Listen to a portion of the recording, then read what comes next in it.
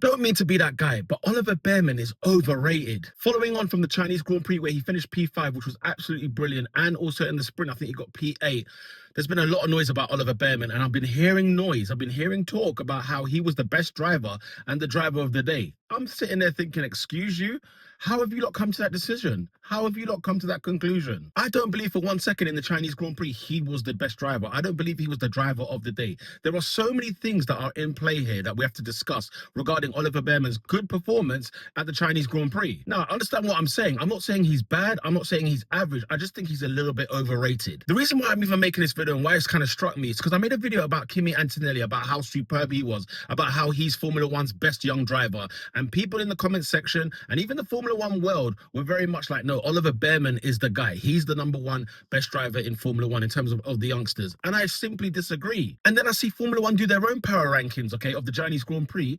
And they had Oliver Bearman joint first with Kimi Antonelli. Now, listen, I'm not here to cast aspersions, but I'm sorry. We need to put some respect on Kimi Antonelli's name, okay? This man got on pole position at the Chinese Grand Prix. He also won the Chinese Grand Prix, beating his teammate, the Formula One favorite to win the championship this year, George Russell. Kimi Antonelli beats him both in quali and in the race. I don't want to hear that it was in a Mercedes. I'm not here for any of that information. All I'm here to say is this: when the 19-year-old stepped up to the plate, when it was time to put that car on pole position, he done just that. And when it was time to deliver the victory, guess what? He done just that. I don't want to hear this talk about Oliver Bearman. I get he's a fan favorite. I get people love him, right? And maybe there's a bit of British bias towards it. I'm not saying that he wasn't good. Listen to what I'm saying. I genuinely think he's just overrated from the Chinese Grand Prix. That's it. You know, any Haas driver that gets P5 in a Grand Prix, listen, hats off. You got to say that's brilliant. But there are so many caveats to this. Let's start things off with the Red Bull. I mean, where were they to be seen all weekend long? What's going on with the Red Bull car itself? We've been talking about it being a midfield team maybe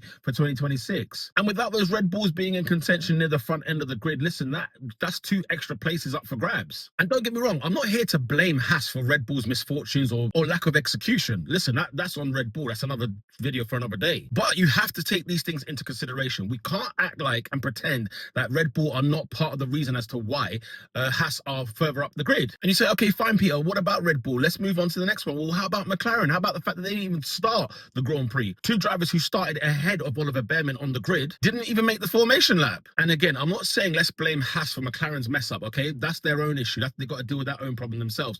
But there are caveats to this. Oliver Bearman's P5 in the Chinese Grand Prix wasn't necessarily all the way genuine. And don't take that in a bad way. I'm just saying that, look, if all the drivers were there, if Max Verstappen was there, if Isaac Hadjar was there, if Lando Norris and Oscar Piastri is there, sorry, that's 4 drivers already. We're talking at least 4 places behind. What's that, P9, P10? What I find more remarkable is how Carlos Sainz got that overweight Williams in the points. He should be in contention with Oliver Bearman, in all honesty, in terms of like maybe 2nd or 3rd best driver of the day. And the main reason why I'm not having Oliver Bearman #1 in the power rankings at the Chinese Grand Prix is simply because Kimi Antonelli won the Grand Prix. That's the story. That was the biggest thing that happened on the weekend. The fact that he got on pole position, the youngest ever driver to be on pole position, and then to go to the race and do exceptionally well. The guy absolutely smashed it in the race. We can't sit here and deny and act like he wasn't the driver of the day. Like he wasn't, you know, like he didn't have the whole world on his shoulders. Like he didn't have the Mercedes team, the pressure of his teammate, George Russell. Hello, the nation of Italy. Have you ever been there? Have you seen the passionate fans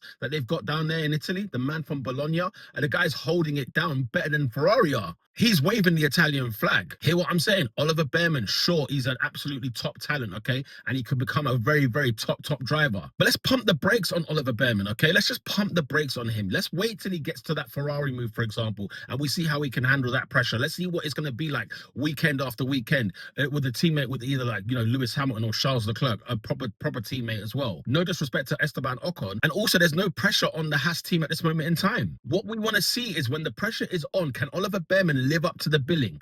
Everything he's done so far has been top notch. We can't deny any of that. But I'm waiting to see what it's going to be like when Oliver Bearman actually steps up to the top plate. When, or even if the Haas, for example, became a team that might be challenging the front of the midfield, when it comes to delivering those points at the very crucial moment, at the very top hour, can he deliver? Can Oliver Bearman make it happen for Haas? Can he be the guy to carry that team on the shoulders? Or is he going to be a #2 driver behind Esteban Ocon? Look, the Haas setup has been pretty decent so far.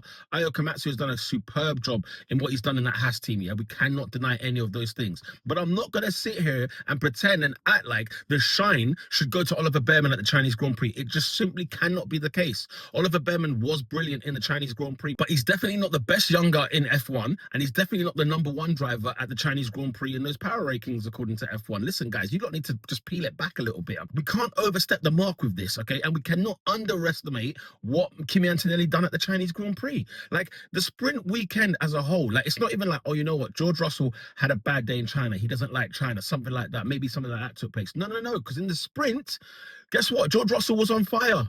So it's not to say like he wasn't good in China. He's decent in China. But Kimi Antonelli, when it mattered most, he stepped up to the plate in the quali. He stepped up to the plate in the race. This is such an underrated win. If this is what we're doing, if we're putting Oliver Bearman as the joint #1 in terms of the power ranking, if we're putting Oliver Bearman as the best younger in Formula One, we are underestimating Kimi Antonelli. We are underestimating the race win of Kimi Antonelli. We are underestimating the pole position in that Mercedes. You could argue and say, oh, but Peter, he's in a Mercedes. I couldn't care less. That's not the point. Who cares if he's in a Mercedes? You still have to deliver. You still got to drive the car. This notion that Oliver Bearman ahead of Kimi Antonelli, since when?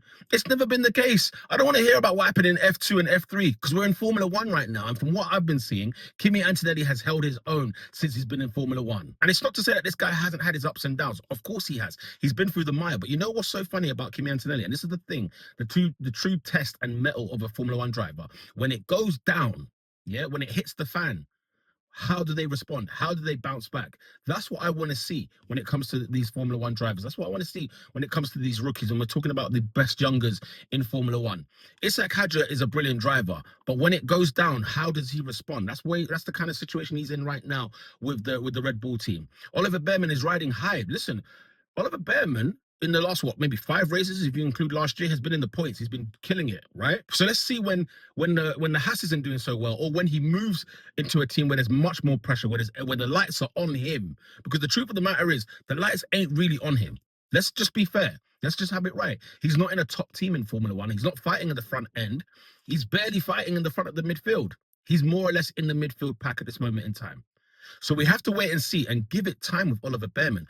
This idea that he's the #1, I'm sorry, guys, I'm not having that. Kimi Antonelli's got the race win under his belt. He's got the pole position. He's got the sprint as well under his belt. Like, Kimi Antonelli has delivered. He's been here and he's delivered for Mercedes.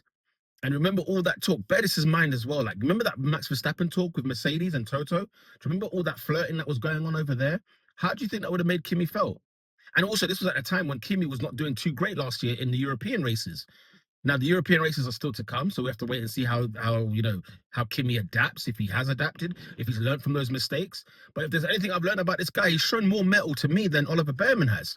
And that's all part of being a Formula One driver. He's faster than Oliver Bearman. He's got more mettle than Oliver Bearman. Right now, I'm talking about today, in 2026. Kimi Antonelli is the guy. He's the best Formula One younger right now.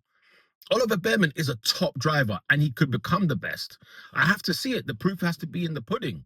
But at this moment in time, I'm sorry to say it, Oliver Bearman is simply overrated. And if you want to argue with me in the comment section, let's have a conversation. Let's debate. Let's keep it friendly, but let's debate, Because Oliver Bearman, I think, has got the potential to be outstanding. Has got the potential to be one of the greatest. Let me see it first. Kimi Antonelli has given us proof, guys. Let's not act and pretend like he hasn't given us the proof. He has shown us what it's like to be a Formula One race winner. He has shown us what it's like to be on pole position. He has shown us what it's like to win a sprint, to get a sprint pole as well. He has shown us to be a 1-2 finish. See if George Russell is the best driver on the day. Where does Kimi finish? We found out in Australia, 1-2 business for Mercedes. And Kimi Antonelli will be the #1 reason, you heard me, the #1 reason why Mercedes will win the Constructors this year if they do win it this season. Because George Russell can get all those race wins all he likes. But ask Red Bull, when Max Verstappen was absolutely killing it and dominant, McLaren took the Constructors Championship. All because they didn't have the #2 driver there. The second driver was not helping in the hands of like Sergio Perez, right? They were not helping out. So Kimi Antonelli's got a lot more pressure. He's got a lot more responsibility, a lot more weight on his shoulders, and he's delivering. So for that alone, I have to put him #1.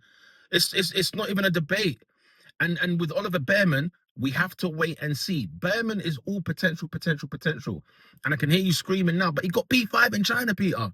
Yes, but he got P5 in China because there was no McLarens, because there was no Red Bulls. That's why he got P5 in China.